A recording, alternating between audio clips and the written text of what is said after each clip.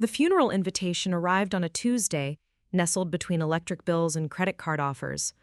I almost discarded it without a second glance, but the handwriting, rigid, slanted, unmistakable, stopped me. My grandfather's script etched onto a plain cream envelope. The envelope showed it had been prepared months ago and entrusted to his attorney with specific instructions to mail it upon his death. One final message from beyond. My fingers trembled as I sliced it open, heart suspended between dreading and yearning. "Mom, what is it?" Maya asked, looking up from her homework at the kitchen table. Before we jump back in, tell us where you're tuning in from, and if this story touches you, make sure you're subscribed, because tomorrow I've saved something extra special for you. I couldn't answer immediately. The words blurred before me. Richard Carter, beloved patriarch and community leader, laid to rest. Beloved patriarch?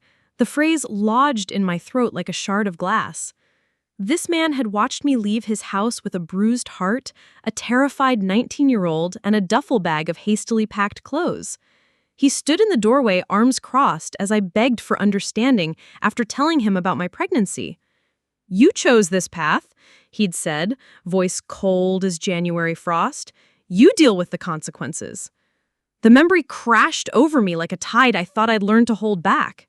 That night, 10 years ago, when I stood on his porch holding my positive pregnancy test, hoping for support, instead I found judgment.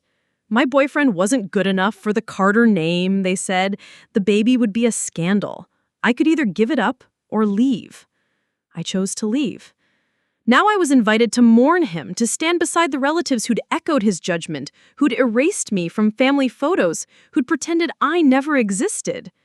"Grandpa Guide," I finally said, looking at Maya's face. She'd never met the man, knew him only through carefully sanitized stories I'd shared over the years, stories where I softened his edges and invented reasons for our distance that didn't involve my complete rejection from the family.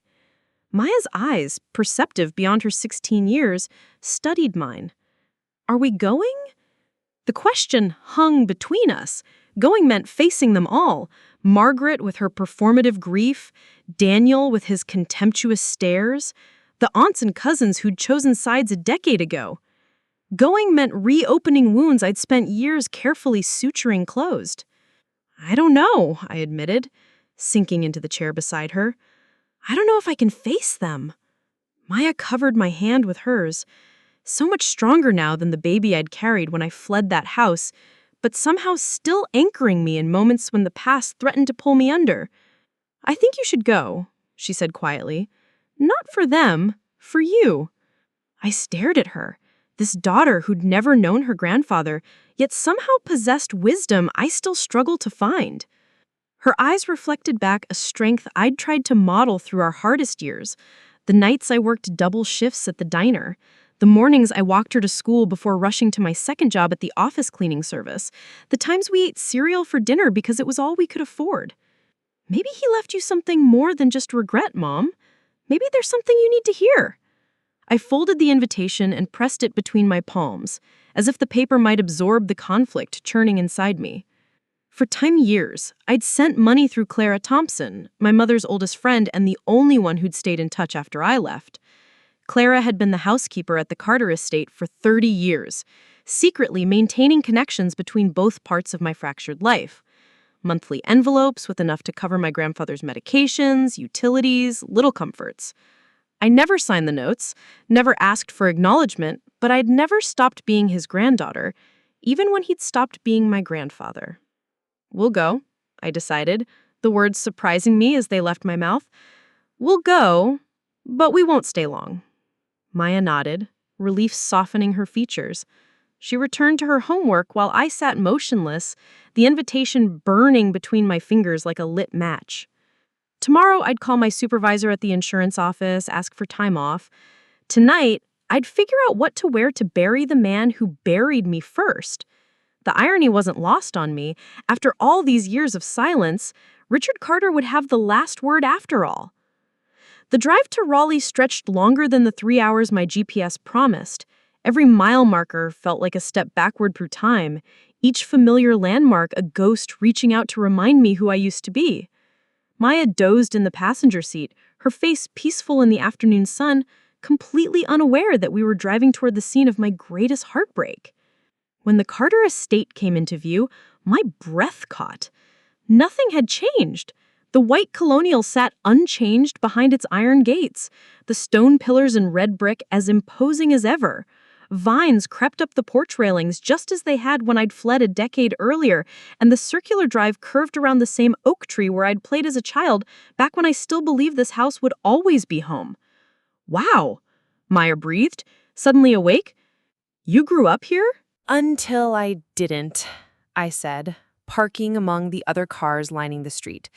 Expensive sedans and SUVs that screamed old money and careful maintenance. Even in grief, the Carters made sure to project prosperity. The church loomed against a slate-gray sky as we approached, its stained glass windows dull in the weak morning light. Maya's hand tightened around mine as we climbed the stone steps. "We can still leave," I whispered, but she shook her head. "We're here now," she replied, sounding far older than 16. The moment we stepped through the heavy wooden doors, conversation dimmed. Heads swiveled, eyes widened, whispers erupted like small fires catching across dry grass. I felt each stare like a physical touch. Some curious, some hostile, all examining the prodigal granddaughter's return. Near the front, Margaret Carter stood beside the closed casket, accepting condolences with practiced grace. Her black dress likely cost more than my monthly rent, her grief as precisely calibrated as her jewelry, present but not overwhelming. She'd always been the family's unofficial matriarch, the one who decided who belonged and who didn't. Daniel lingered nearby, scrolling through his phone between handshakes, looking bored by the entire proceedings. He'd put on weight since I'd last seen him, his face softer but somehow meaner around the edges. Then Margaret saw me. Her perfectly composed expression faltered for just a second before a slow, cutting smile spread across her face. The kind of smile that said she'd been hoping for exactly this moment, a chance to demonstrate her power one more time. "Well, look who's here," she said, her voice carrying through the hushed church with the precision of someone accustomed to commanding attention. "Hoping for a payout, I bet." The words hit like a slap, exactly as she'd intended. Conversation stopped entirely now. Even the organ music seemed to falter. Maya's hand tightened around mine, and I felt her stiffen with indignation. Daniel looked up from his phone, his eyes narrowing as they locked with mine. He gave a soft snort of amusement, as if my presence was nothing more than an entertaining interruption to an otherwise dull day. "Aunt Margaret," I said quietly, my voice steadier than I felt, "I'm sorry for your loss." "Our loss," she corrected sharply. "Though I suppose you wouldn't understand that, would you?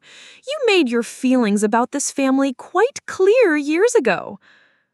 The unfairness of it stole my breath. I hadn't abandoned them. They'd thrown me out. But arguing would only feed her performance, give her more ammunition to use against me in front of all these watching faces. "Who is that woman?" Maya whispered, her voice tight with anger. "Family," I murmured back, the word tasting bitter. I kept walking, chin raised, spine rigid. Every instinct screamed at me to turn around, to flee back to the safety of our modest apartment in Augusta. Instead, I guided Maya to the backmost pew, as far from my relatives as possible. "Why are they being mean?" Maya asked, her young face confused and hurt on my behalf. "It's complicated," I murmured. "Just stay close to me." Preparing and narrating this story took us a lot of time, so if you are enjoying it, subscribe to our channel. It means a lot to us. Now back to the story. The service began with hymns I'd forgotten and prayers that felt hollow in my mouth. The pastor spoke of Richard Carter's dedication to family, a statement that made me dig my nails into my palms until they left half-moon impressions.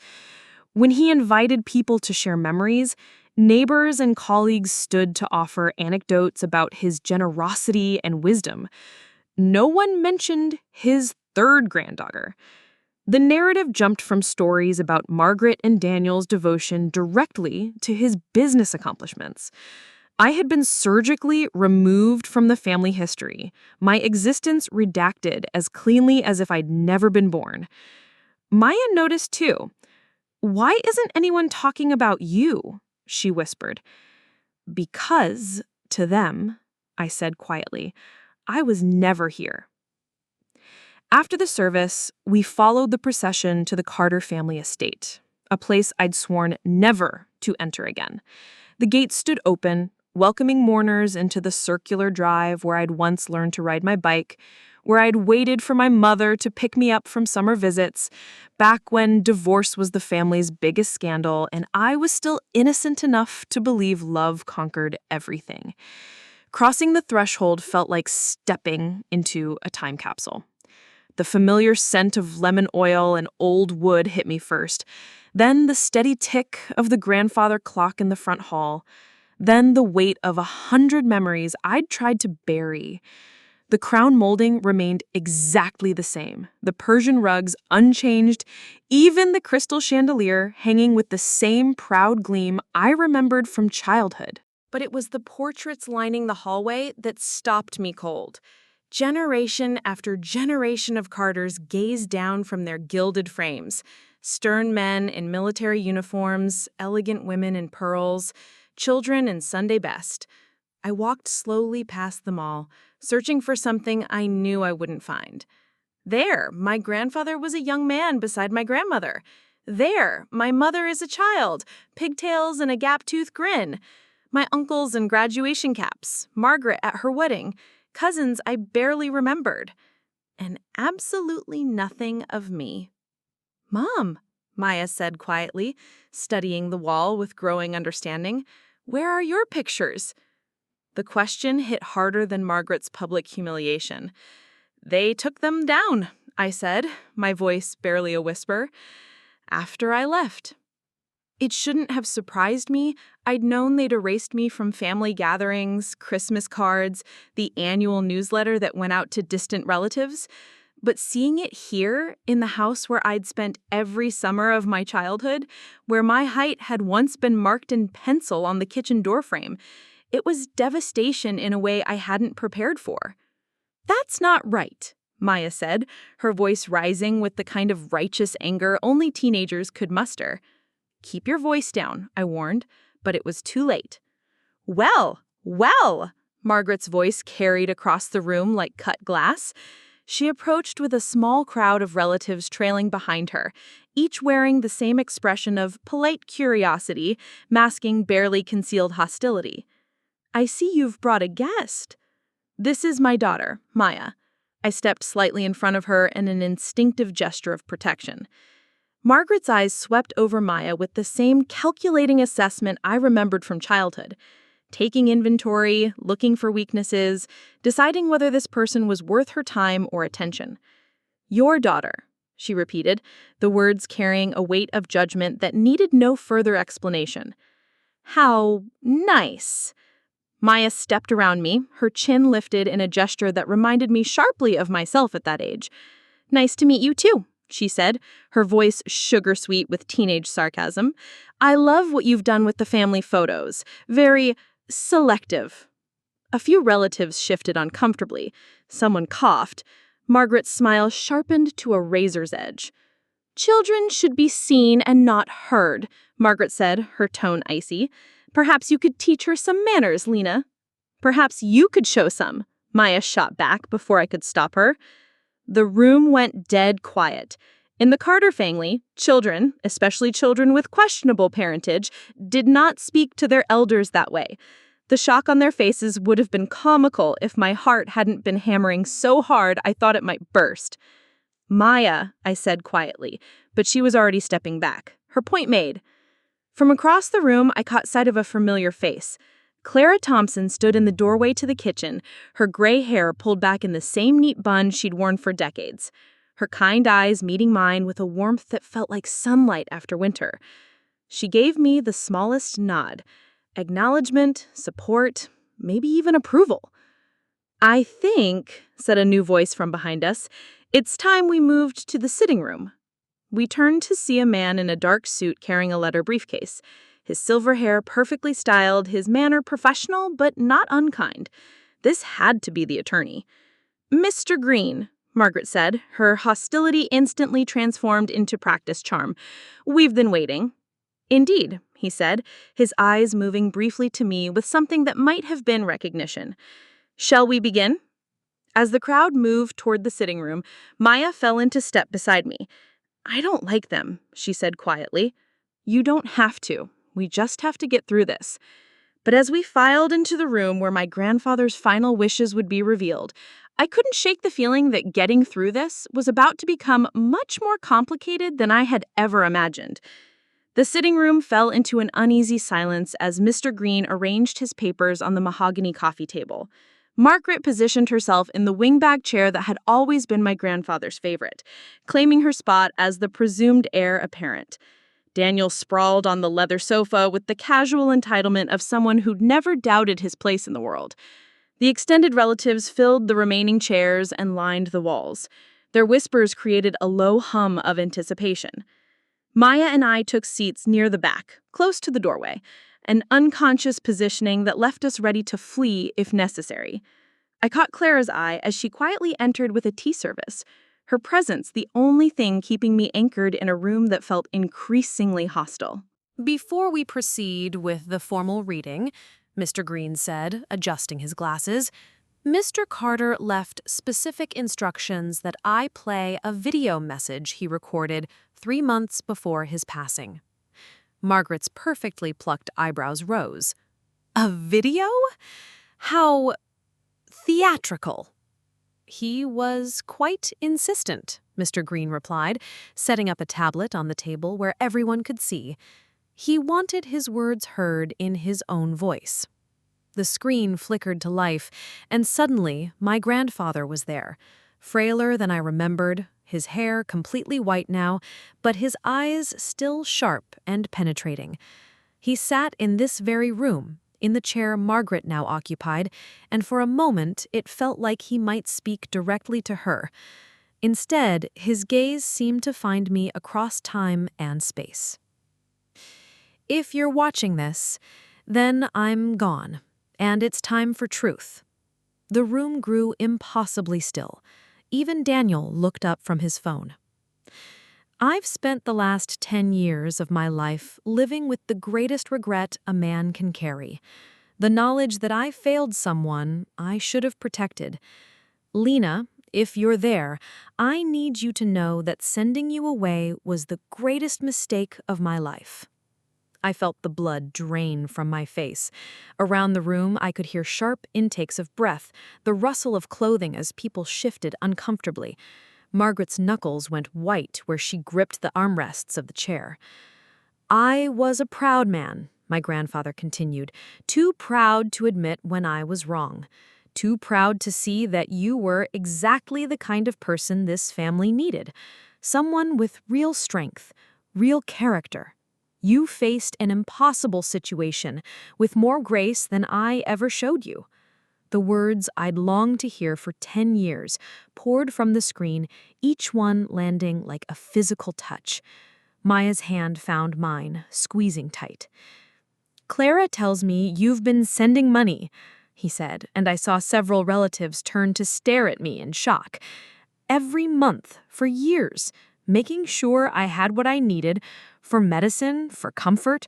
You signed no name, asked for nothing in return. You cared for the man who turned his back on you. Margaret's face had gone ashen. "That's impossible," she whispered. We would have known." But my grandfather wasn't finished. "You raised your daughter alone, worked multiple jobs, never once asked this family for help, even when you needed it most? And still, you found a way to care for a stubborn old man who didn't deserve your kindness." The camera captured a slight tremor in his hands as he leaned forward. "The rest of you, my children, my other grandchildren, you lived in this house, benefited from my generosity, but where were you when I needed medicine picked up, when I fell in the garden and couldn't get up? It was Clara who called for help, Clara who drove me to doctor's appointments, Clara who made sure I wasn't alone." Daniel's face flushed red. Margaret looked like she'd been slapped. "Lena showed me what family really means," my grandfather said. "Not proximity, not shared names or shared blood, but caring for someone even when they've hurt you. Forgiveness without being asked, love without conditions." He paused, his expression softening. "I know this message can't undo the damage I caused. I know an apology from a dead man isn't worth much, but I need you to know that in my final years, when I thought about what I was proudest of in this life, it wasn't my business success, or this house, or the Carter name. It was you, the granddaughter who became everything good I failed to be." The video ended, leaving the room in stunned silence. The only sound was the tick of the grandfather clock and Margaret's sharp, shallow breathing. "This is ridiculous," she finally said, her voice higher than usual. He was clearly not in his right mind, senile, confused. "I can assure you," Mr. Green said calmly, "that Mr. Carter was thoroughly examined by 3 independent physicians in the months before his death. He was declared to be of completely sound mind and judgment." Maya squeezed my hand again, and I realized tears were streaming down my face. After 10 years of silence, my grandfather had found his voice. After 10 years of wondering if I'd made the right choice, I finally had my answer. "Shall we proceed with the will?" Mr. Green asked. Margaret nodded stiffly, but I could see the confidence draining from her face. The video had changed something fundamental in the room's dynamic. The whispered conversations around us had shifted from mockery to uncertainty. Whatever came next, I was no longer the outcast who dared to show up uninvited. I was the granddaughter Richard Carter had publicly chosen to honor. And from the look on Margaret's face, she was finally beginning to understand what that might mean. Mr. Green cleared his throat and lifted the document that would change everything. The formal language of legal documents filled the air, whereas and wherefores that meant nothing to most of us, but carried the weight of absolute authority. Margaret sat rigid in her chair, her earlier confidence replaced by visible tension. Daniel had finally put his phone away, sensing that his full attention was now required. "To my beloved granddaughter, Lena Cruz," Mr. Green read, his voice clear and steady, "who showed me the true meaning of family through her actions rather than her words, I leave the entirety of the Carter family estate." The words hit the room like a physical blow. Margaret's teacup clattered against its saucer. Daniel's mouth fell open. Around the room, I heard gasps.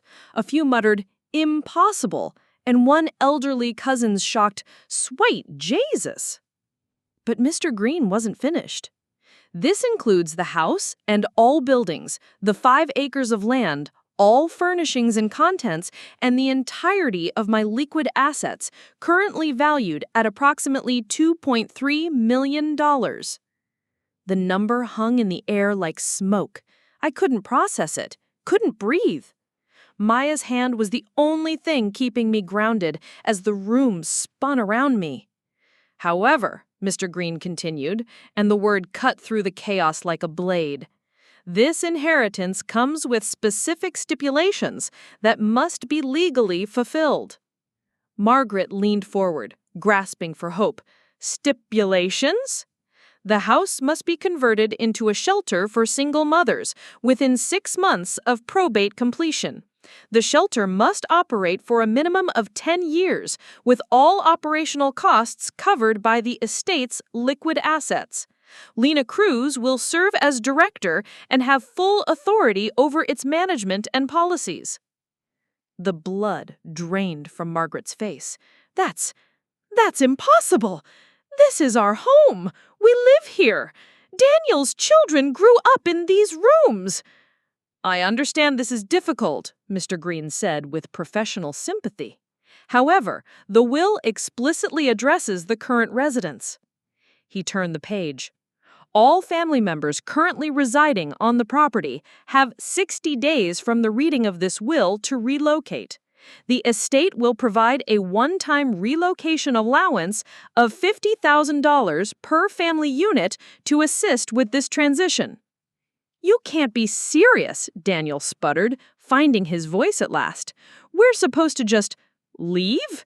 This house has been in our family for 3 generations. And now it will serve a higher purpose, Mr. Green replied. Per Mr. Carter's specific instructions, the shelter should prioritize young mothers who have been rejected by their families, offering them not just housing, but educational and job training resources. The irony wasn't lost on anyone in the room. My grandfather was ensuring that women like I had been, pregnant, desperate, cast out by those who should have protected them, would find refuge in the very house that had refused me. What about us? Margaret's voice cracked with desperation. What about the rest of the family? Mr. Green consulted another page. To my nephew, Daniel Carter, and his family, I leave my collection of military memorabilia and my grandfather's pocket watch. To my niece, Margaret Carter, I leave my late wife's jewelry collection and personal photographs. Mementos. After years of living rent-free in a mansion, they were being left mementos. This is insane! Margaret stood up so quickly her chair rocked backward. He was manipulated. She, her finger pointed at me like a weapon. She obviously took advantage of an old man's confusion, fed him lies about caring for him. Actually, Clara's quiet voice cut through Margaret's tirade. Every head turned toward the doorway where she stood, still holding the tea service, her usually gentle expression set with steel. Margaret whirled on her. Clara, this doesn't concern you. Oh, but it does, Clara said, stepping fully into the room. You see, I've been the one delivering Lena's envelopes all these years. Every month is like clockwork. Money for medicine when Medicare didn't cover it. Extra for groceries when his appetite was poor. Even Christmas presents she sent for him. Books, warm socks, a new robe when his old one wore thin. The room fell silent except for the clock's relentless ticking. She never asked me to tell him it was from her, never wanted credit or acknowledgement, just wanted to make sure he was cared for. She looked directly at Margaret. Where were you when he fell in the garden and lay there for 2 hours before I found him? Where were you when he couldn't remember to take his heart medication and I had to come twice a day to remind him? We didn't know he needed. Margaret's voice trailed off. You didn't ask, Clara said simply. Lena asked. Every phone call, every month. How is he doing? Does he need anything? Is he eating enough? The granddaughter you threw away was the one who made sure he didn't die alone and forgotten. Maya's grip on my hand tightened. Around the room, I could see the extended relatives processing this information, their expressions shifting from confusion to something approaching shame. This changes nothing, Daniel said, but his bluster sounded hollow now. We'll contest the will. No court will uphold this. Mr. Green shook his head. Mr. Carter anticipated that possibility. The will was reviewed by 3 separate law firms. witnessed by 4 unrelated parties, and includes a video of Mr. Carter explaining his reasoning in detail. Furthermore, there's a clause stating that any family member who contests the will forfeits their relocation allowance and any other bequests. Margaret sank back into her chair as if her strings had been cut. 60 days, she whispered. 60 days, Mr. Green confirmed. For the first time in 10 years, I found my voice in this house. You don't have to take the relocation money, I said quietly. Everyone turned to stare at me. If anyone needs more time, if anyone needs help finding a place, I'm not going to throw you out on the street. Margaret's eyes flashed with something between gratitude and hatred. How generous, she said, the words dripping with bitter sarcasm. The conquering hero shows mercy. This isn't about conquest, I said, standing up slowly. This isn't about revenge.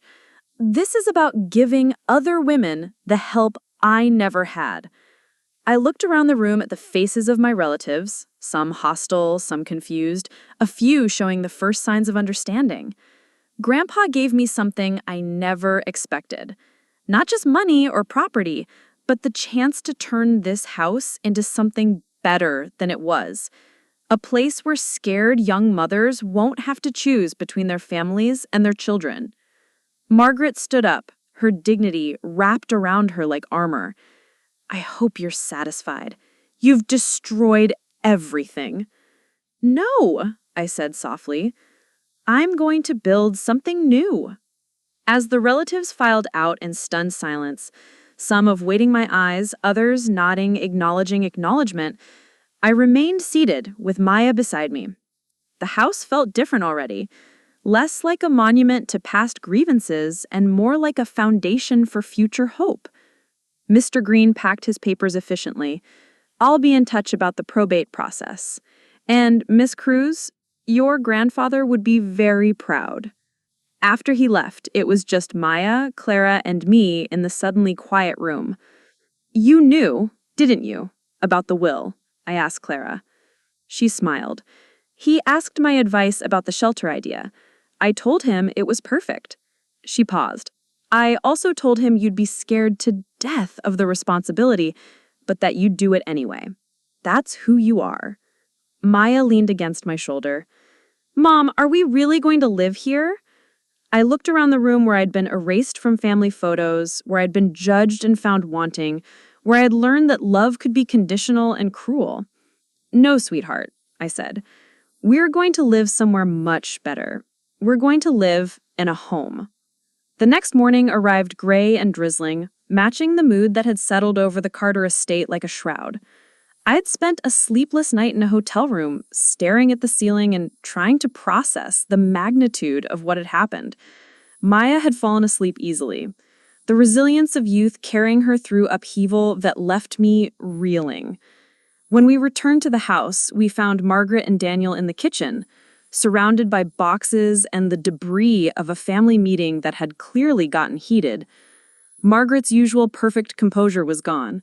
Her hair was mussed, her makeup smudged, and her eyes held the desperate gleam of someone whose world had just collapsed. There she is, Margaret said, her voice acidic, our new lady of the manor. Daniel looked up from the papers scattered across the kitchen table. Bank statements, insurance documents, what looked like property records. We've been going through Father's finances, he said without preamble. Do you have any idea how much it costs to maintain this place? The property taxes alone are more than most people make in a year. I'm aware, I said quietly. Maya stayed close beside me, her young face alert to the tension in the room. Are you? Margaret laughed, but there was no humor in it. Do you know about the roof that needs replacing? The foundation issues in the East Wing? The heating system that's been patched together for the last 5 years because we couldn't afford a full replacement? She gestured wildly at the papers. This house is a money pit, a beautiful, historic money pit that requires constant care and feeding. Margaret's liquid assets might seem like a fortune to you, But they won't last 5 years with the kind of expenses this place generates. Then it's a good thing the shelter will qualify for federal and state funding, I replied. Plus private donations. The operational model is sustainable. Margaret's eyes narrowed. You've thought this through. I spent all night thinking it through. I pulled out a chair and sat down across from them, Maya taking the seat beside me. I also spent all night wondering why you're really so angry. Why are we angry? Daniel's voice rose. We just lost our home. No, I said, meeting his gaze steadily. You lost your free ride.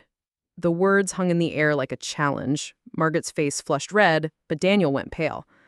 How dare you? Margaret started. How dare I do that? Tell the truth? I leaned forward. Daniel, when's the last time you paid rent, property taxes, utilities? When's the last time either of you contributed anything to maintaining this house besides your presence? We took care of Father, Margaret said, but her voice lacked conviction. Clara took care of Father, I corrected. Clara and the money I sent every month. You lived here, ate here, entertained your friends here, but you didn't take care of anything. Maya watched the exchange like a tennis match, her eyes wide but her posture protective. She had never seen me stand up to anyone like this. For most of her life, I'd been the one backing down, accommodating, trying to keep peace. You know what really bothers you? I continued, my voice gaining strength. It's not losing the house. It's that Grandpa saw through all of you. He saw who really cared about him and who just cared about what he could provide. Margaret slammed her hand on the table, making the papers jump. You manipulated him, fed him lies about us. I never spoke to him. Not once in 10 years. Every bit of communication went through Clara. If he had opinions about your behavior, he formed them by watching you, not listening to me. This is ridiculous, Daniel muttered, but he wouldn't meet my eyes. Is it? I stood up, my patience finally exhausted. Margaret, you live in the guest wing with your 2 adult children who are both unemployed. Daniel, your family has the entire second floor. Neither of you pays a dime in expenses, but you're both always complaining about money troubles. How do you know about, Margaret started. Clara, I said simply. She's been watching this family dysfunction for 30 years. She knew exactly who was taking care of Grandpa and who was just taking advantage of him. The kitchen fell silent except for the hum of the refrigerator and the steady drip of rain against the windows. Margaret's hands shook slightly as she reached for her coffee cup, a gesture that might have looked casual if her knuckles weren't white with tension. You think you're so much better than us, she said, finally, her voice barely controlled, standing there in your discount store clothes, judging us for accepting what was freely offered. I don't think I'm better than you. I think I'm different from you. When I needed help, this family threw me out. When Grandpa needed help, I sent it. That's not moral superiority, that's just choice. Maya's hand found mine under the table. Her touch reminded me that this wasn't just about settling old scores. It was about the future I wanted to build for her and for other young women who might find themselves in impossible situations. Here's what's going to happen, I said, my voice calmer now. You have 60 days to find somewhere else to live. I'll extend that if you need more time and ask nicely. I'll help with moving expenses beyond what they will provide if you treat me and my daughter with basic courtesy. I looked directly at Margaret. But if you spend the next 2 months making my life miserable, trying to sabotage the shelter plans, or filling Maya's ears with poison about her mother, then you'll be out in exactly 60 days with exactly what the will provides and nothing more. Margaret's laugh was bitter. Threats now? Boundaries, I corrected, something this family has never been good with. Daniel suddenly pushed back from the table, his chair scraping against the tile floor. This is insane, all of it. We're talking about dismantling 3 generations of family legacy for what? A homeless shelter? A home for women who need one, Maya said quietly. It was the first time she had spoken since we'd entered the kitchen, and her voice carried a conviction that made both adults look at her in surprise. Young ladies should be seen and not heard, Margaret said automatically. Maybe that's why this family has so many problems. Too much seeing, not enough hearing. For a moment, I thought Margaret might actually laugh. Instead, she stood up with as much dignity as she could muster. We'll be out of your hair soon enough, she said. Don't worry. As she swept from the room, Daniel trailing behind her like a confused shadow, I sat back down heavily. The confrontation had been necessary, but it left me feeling drained rather than victorious. "Mom," Maya said softly, "are you okay?" I squeezed her hand. "I think so. Are you?" She nodded, then hesitated. "They're not very nice people, are they?" "No, sweetheart, they're not. But that doesn't mean we have to be like them." Through the kitchen window, I could see the garden where my grandfather had fallen, where Clara had found him and helped him up, where he'd probably spent long hours thinking about the choices he'd made and the family he'd divided. In 60 days, this would be our responsibility, our chance to prove that broken things could be healed, that damaged families could create something beautiful from their wreckage. But first, we had to survive the next 2 months with whatever grace we could manage. Maya leaned against my shoulder. "When we make this into a shelter," she said, "can we make sure no one ever gets thrown out for asking for help?" "That's exactly what we're going to do," I promised her. "That's exactly what Grandpa wanted us to do." 3 weeks had passed since the will reading, and the house felt like a battlefield during a temporary ceasefire. Margaret maintained an icy politeness that somehow managed to be more hostile than her earlier outbursts. Daniel avoided me entirely, communicating only through Clara when absolutely necessary. Their adult children moved through the halls like ghosts, packing boxes and whispering among themselves about the injustice of it all. I had been staying in town, giving them space to process and plan, but tonight I'd come back to walk through the rooms alone. Maya was at her friend's house back in Augusta, finishing out her semester before we made the permanent move. The silence felt heavy with decades of family secrets and fresh grief. Standing in my grandfather's study, I traced my fingers along the leather-bound books he'd collected over a lifetime. Legal texts, military histories, biographies of men he had admired. On his desk, Clara had left a stack of letters, condolences from business associates, former employees, neighbors who remembered him as a pillar of the community. None of them knew about the granddaughter he'd rejected. None of them knew about the secret envelopes of money or the shelter he'd dreamed of creating. Even in death, my grandfather remained a man of carefully curated public image and private complexity. My phone buzzed with a text from Maya. "Mom, saw the news story about the shelter online. Kids at school think it's amazing. You're like a superhero." The local newspaper had picked up the story after someone leaked details about the will. Carter Estate to become shelter for single mothers ran with a photo of the house and a brief mention of the family's generous donation to the community. No mention of the family drama or forced evictions. The Carters had always been skilled at controlling their narrative. But walking through these rooms now, I wondered if I was making the right choice. The house was magnificent. Crown molding, hardwood floors that had been polished to perfection for generations. Windows that caught the afternoon light like stained glass. Was I really going to fill these elegant spaces with bunk beds and communal kitchens? Replace oil paintings with bulletin boards and safety notices? In the conservation, I found Margaret's youngest daughter, Emma, packing china into careful layers of tissue paper. She looked up when I entered, her eyes red-rimmed from crying. "This was my great-grandmother's," she said, holding up a delicate teacup painted with roses. I sat down across from her, remembering when I'd been her age, careful with those same fragile pieces. "I think you should keep it. The will only covers large furnishings. Personal items like that belong with family." Emma's hands stilled. "Really?" "Of course. This house is full of memories that belong to all of us. I'm not trying to erase the Carter history. I'm trying to build on it." She studied my face with the direct curiosity of someone young enough to speak without calculation.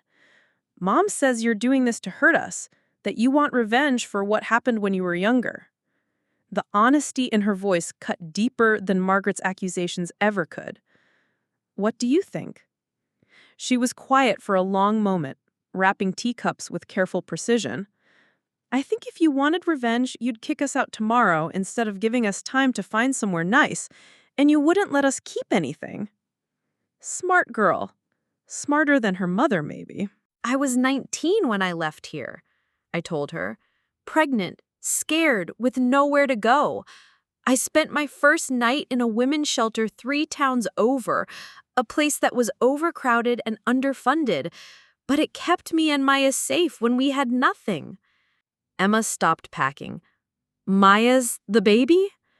Maya's the baby. She's 16 now, about your age. I smiled, thinking of my daughter's fierce protection of me in this very house. That shelter saved our lives, not just by giving us a bed, but by connecting me with job training, helping me find childcare, treating me like I had value when my own family had thrown me away. And now you want to do that for other people. Now I want to turn this house into what it should have been all along, a place where family means unconditional love instead of conditional approval. Emma nodded slowly. That's not revenge. That's just doing better. Exactly. We packed in comfortable silence until she spoke again. Will there be kids here? In the shelter? Probably. Most single mothers have children. That's good, she said softly. This house has been too quiet for too long. It needs kids again. After Emma left, I walked through the empty halls as darkness fell outside. Each room held possibilities. The formal dining room could become a communal space for shared meals and celebrations. The library could offer quiet study areas for mothers pursuing their education. The guest bedrooms could house families until they found their footing. But it was more than the physical space I was offering. It was the chance to rewrite what family meant in this house, to prove that strength could come from compassion instead of cruelty, that belonging didn't have to be earned through perfection. My phone rang, startling me from my thoughts. Clara's name appeared on the screen. "How are you holding up, dear?" she asked without preamble. "I keep wondering if I'm doing the right thing," I admitted. "This house has been in the family for generations. Maybe I'm being selfish, turning it into something it was never meant to be." Clara's warm chuckle filled the silence. "Child, this house was meant to be a home. For too many years, it's been a museum to Carter pride. Your grandfather saw that before he died. That's why he chose you." "But what if I fail? What if I can't make it work?" "Then you'll have failed trying to help people instead of failing trying to hurt them. That's a much better kind of failure, don't you think?" After we hung up, I stood in the front hall beneath the chandelier that had witnessed 3 generations of Carter family drama. Tomorrow, I will meet with the contractor about accessibility modifications. Next week, the state inspector would evaluate the property for shelter certification. In 6 weeks, Margaret and Daniel would be gone, and this house would begin its transformation. But tonight, for just a moment longer, I could stand in the place where I'd been rejected and know that rejection had led me exactly where I needed to be. Maya was right. I wasn't seeking revenge. I was building something better from the ashes of what had been broken. And maybe, just maybe, that was what a real family looked like. Moving day arrived with merciless efficiency. The realtor Margaret had hired came early, walking through rooms with clipboard in hand, making notes about staging and market potential. Daniel's family loaded their SUV with mathematical precision, each box labeled in his wife's careful handwriting. The extended relatives who'd lingered for weeks suddenly found reasons to be elsewhere.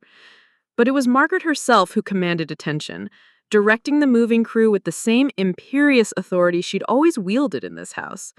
Watching her orchestrate the dismantling of her life, I felt an unexpected pang of sympathy. Whatever her faults, this had been her home for 15 years. "The Waterford crystal goes in the special crates," she instructed the movers, her voice steady despite the chaos around her. "Those pieces are irreplaceable." I approached carefully, not wanting to intrude, but needing to address the elephant in the room. "Margaret, about your forwarding address." She turned to face me, and for the first time in weeks, her expression wasn't hostile, just tired. She said, "We found a place. A condo in Raleigh. Much smaller, but it'll do."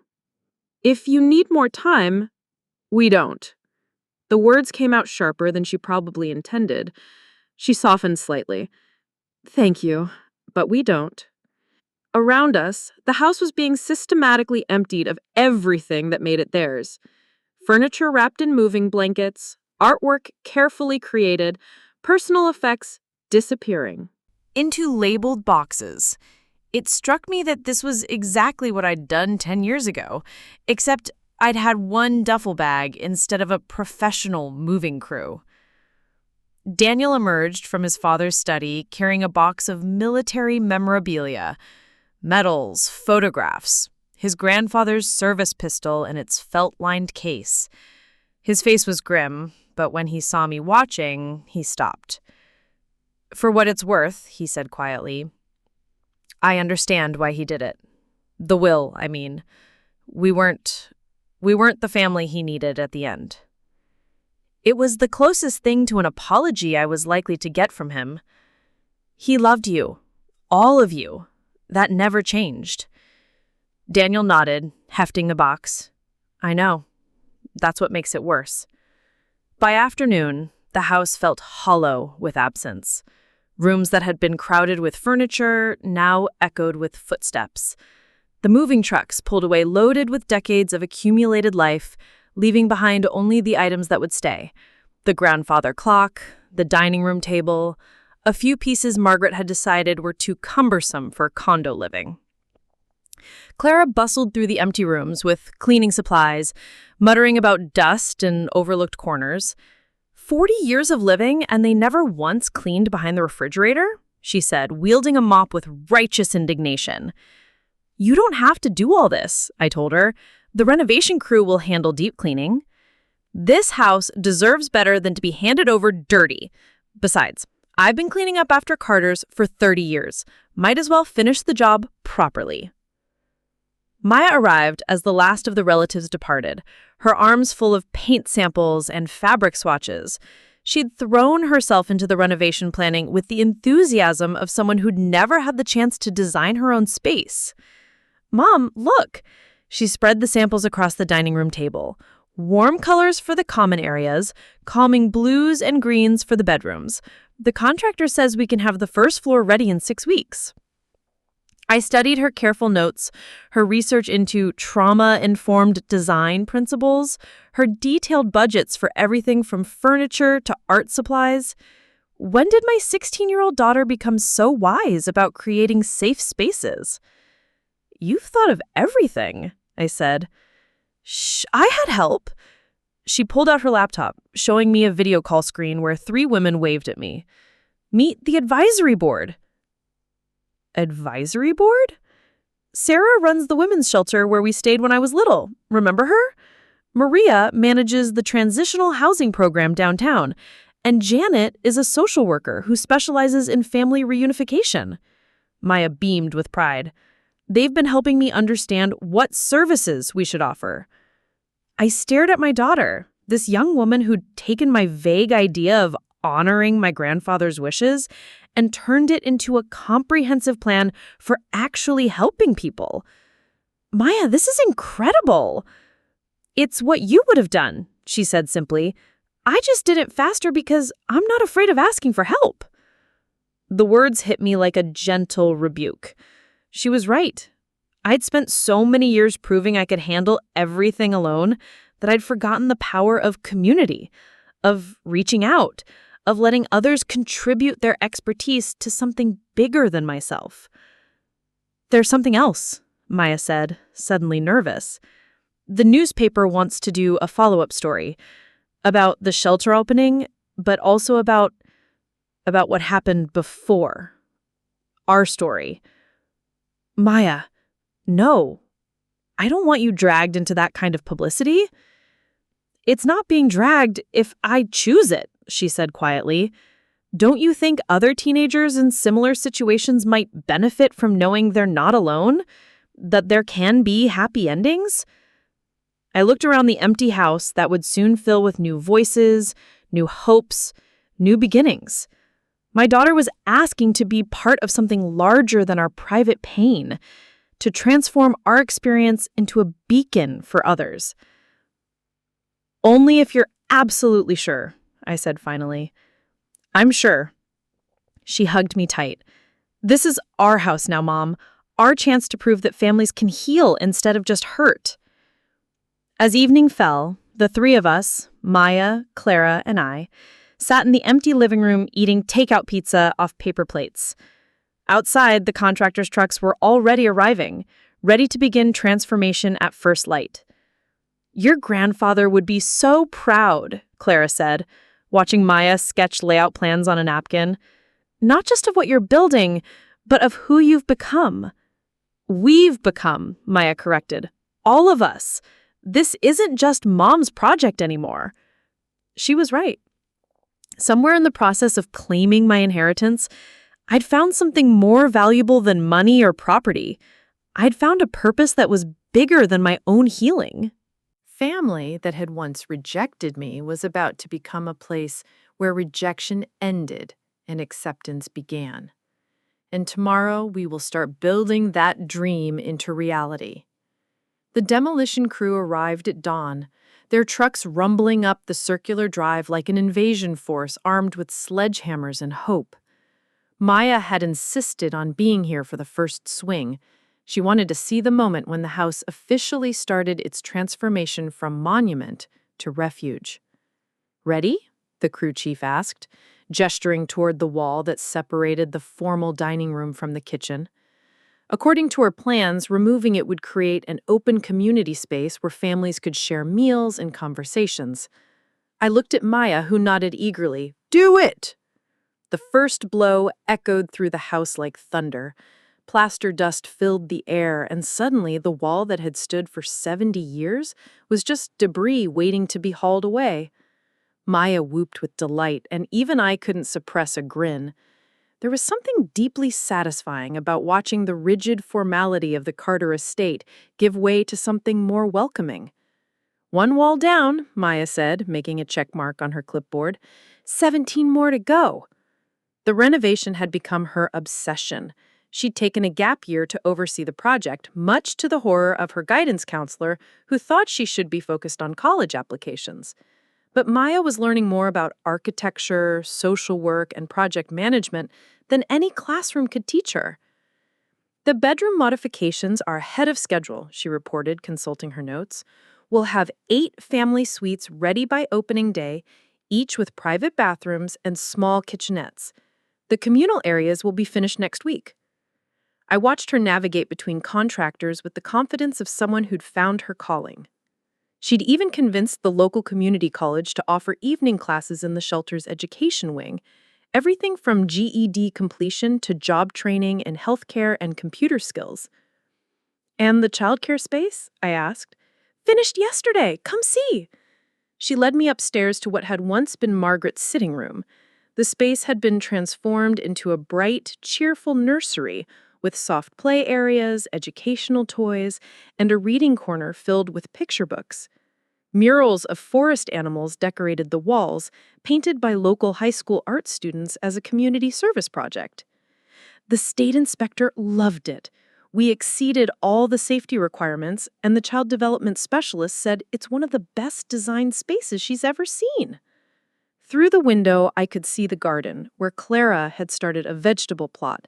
"Fresh fruit for the families," she'd said when I questioned the expense of raised beds and quality soil. "Nothing builds confidence like growing something with your own hands." The transformation wasn't just physical. Word about the shelter had spread through networks I didn't even know existed. Social workers, women's advocates, church groups, and nonprofit organizations. Donations arrived daily: cribs and high chairs, professional clothing for job interviews, gift cards for groceries and school supplies.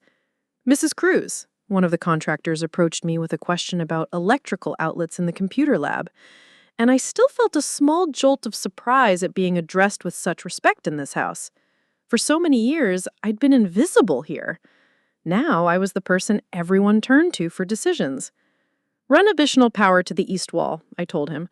"We'll need charging stations for laptops and phones." As he walked away, Maya bumped my shoulder. "Look at you being all boss lady." It's terrifying, I admitted. What if I mess this up? Then we'll fix it and try again, she said simply. That's what good families do. The word hung between us, loaded with new meaning. The family had expanded beyond just the two of us. Clara, who'd moved into the caretaker's apartment and appointed herself unofficial grandmother to every child who would live here. Sarah from the downtown shelter, who came by twice a week to consult on policies and procedures. The volunteers had started calling themselves the Carter family and meant it as a compliment. Even some of my blood relatives had surprised me. Emma, Margaret's daughter, had called last week to ask if she could volunteer in the childcare center. I'm studying early childhood education, and I think I understand what you're trying to do here. The conversation was awkward but genuine. Emma was clearly struggling with loyalty to her mother versus admiration for the project. In the end, I'd told her that she was welcome whenever she was ready, no questions about family politics. Mom, you need to see this, Maya called from the front hall. She was standing beside the wall where family portraits had once hung in rigid formation. In their place, she'd created a new kind of gallery.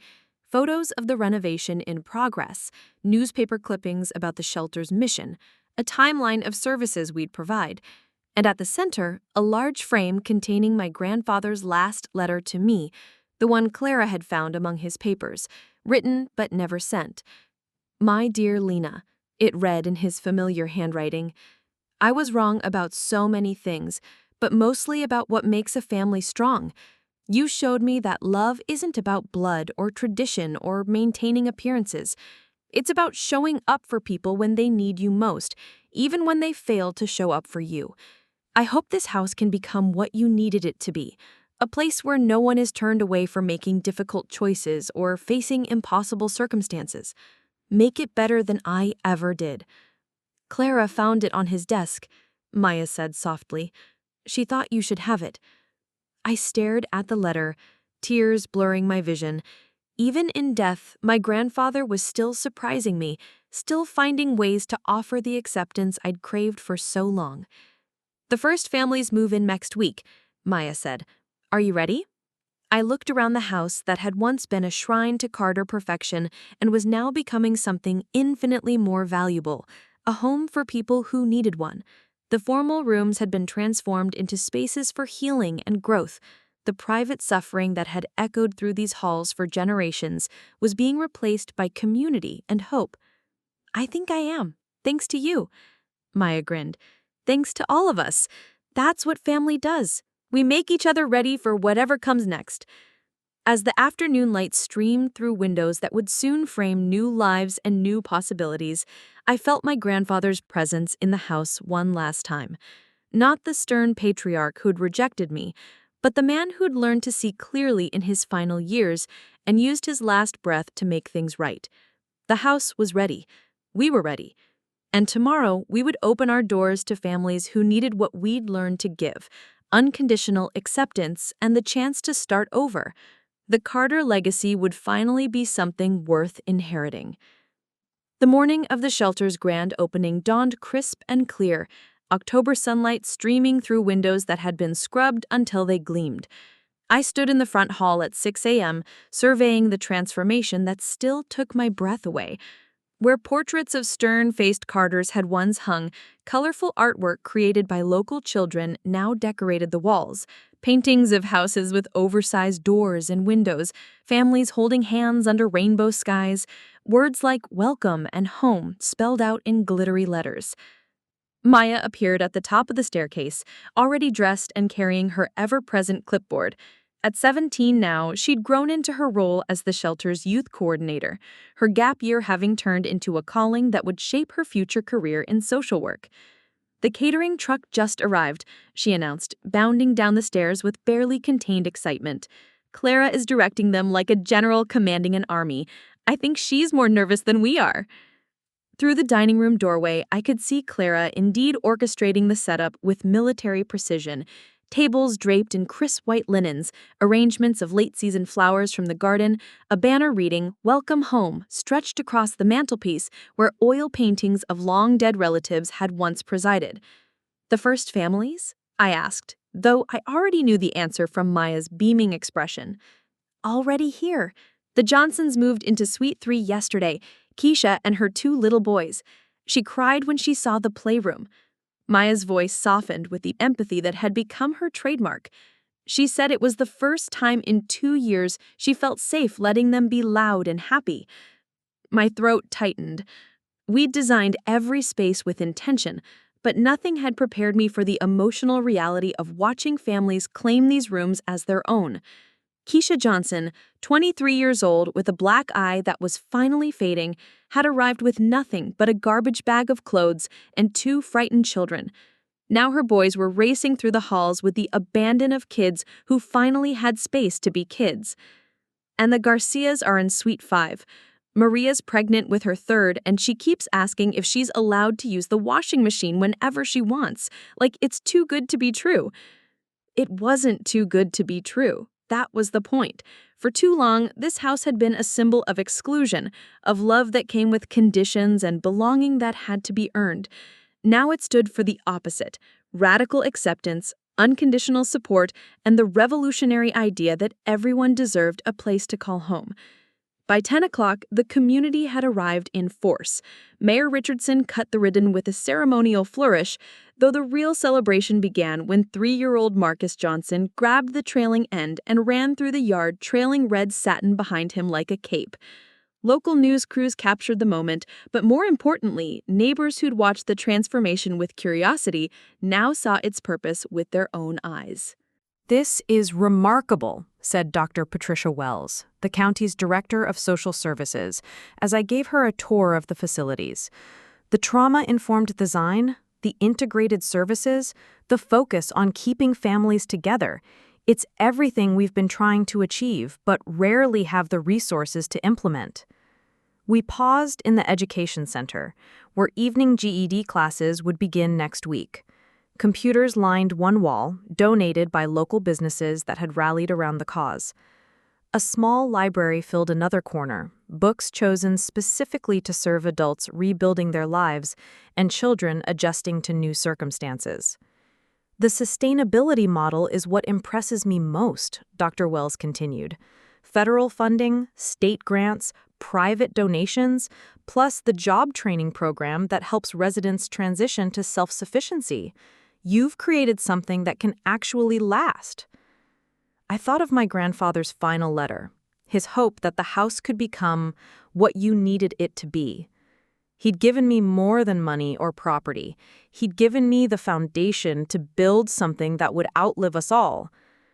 Around noon, as the official ceremonies wound down and the community gathering shifted into a more relaxed celebration, I noticed a familiar figure standing at the edge of the crowd.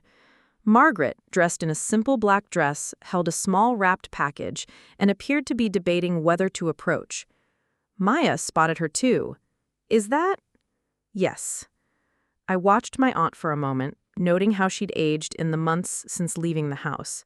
The bitter hardness around her eyes had softened somewhat, replaced by something that might have been regret. "I'll be right back." I walked across the lawn slowly, giving her time to retreat if she chose. Instead, she straightened her shoulders and met me halfway. "Lena?" Her voice carried none of its old authority. "The house looks wonderful." "Thank you for coming," I said, meaning it. "I know this can't be easy." Margaret glanced toward the house, where children's laughter spilled from open windows. Emmy told me about the families moving in, about what you're actually doing here." She paused. "I owe you an apology." The words hung between us, fragile as spun glass. Margaret Carter had never apologized to anyone in my memory. "You don't owe me anything," I said quietly.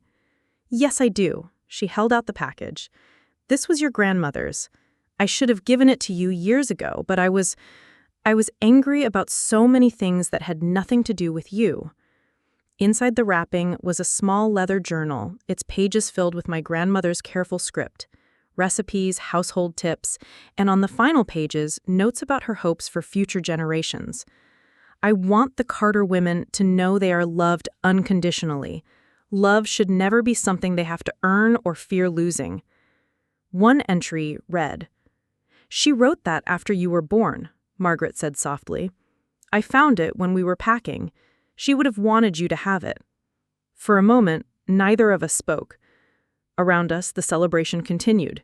Children playing on the lawn that had once been manicured to magazine perfection, adults sharing stories over lunch at picnic tables set up under the oak tree where I'd played as a child. "Will you—" Margaret hesitated. "Would you mind if I volunteered sometimes? With the children, maybe? I was a teacher once, before I married. I know I have no right to ask." "Everyone has a right to ask," I interrupted. "That's what this place is about. Second chances, fresh starts, families healing from old wounds." Margaret's eyes filled with tears she didn't quite shed. "Thank you." As she walked away, Maya appeared at my side. "That was big," she said simply. It was. I clutched my grandmother's journal, feeling the weight of generations of Carter women who'd struggled with the gap between love and expectation. "Your great-grandmother would have loved this day." "She would have loved you," she corrected. "The way you turned all that pain into something beautiful." As afternoon shifted toward evening, I found myself standing in the doorway of the house, watching families settle into their new home. Keisha Johnson sat in the garden with her boys, reading a picture book in the dying light.